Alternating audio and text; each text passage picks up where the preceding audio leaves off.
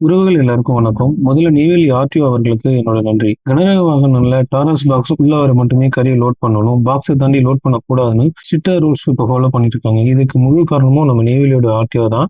இது நம்ம போடுற வீடியோஸ்க்கு கிடைத்திருக்கிற முதல் வெற்றி இது.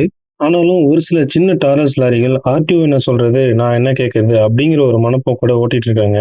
இந்த மாரி சின்ன டாரஸ் லாரிகள்ல அதிகப்படியான கரிய லோட் பண்ணும்போது, அந்த கரி அந்த டாரஸ் வெஹிக்கிளுக்கு மேல ஒரு மலை மாரி இருக்கு. அதுக்கு மேல இவங்க கிரீன் கிளாத் கவர் பண்றாங்க. அப்படி இவங்க கவர் பண்ணாலும், அந்த கரி அந்த கிரீன் கிளாத்த விட்டு வெளிய தான் வந்து கொட்டுது.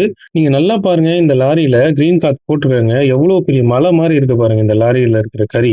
இது அந்த கிரீன் கிளாத்த தாண்டி அந்த லாரியோட ஷெட் மேல அவ்வளோ கரி இருக்கு. அவ்வளவும் இந்த நெடுஞ்சாலை முழுக்க கொட்டிக்கிட்டே தான் போகும். இதனால இந்த நெடுஞ்சாலையில யூஸ் பண்ற பொதுமக்கள் ரொம்பவே அவஸ்தைப்படுறாங்க. மழை நேரத்துல சேறு சகதியா மாறி வழுக்க ஆரம்பிச்சிருது. ஆர்டிஓ அவர்கள் தலையிட்டு உடனடியா இதுக்கு ஒரு நடவடிக்கை எடுக்கும்படி தாழ்மையுடன் கேட்டுக்கொள்கிறேன். நன்றி.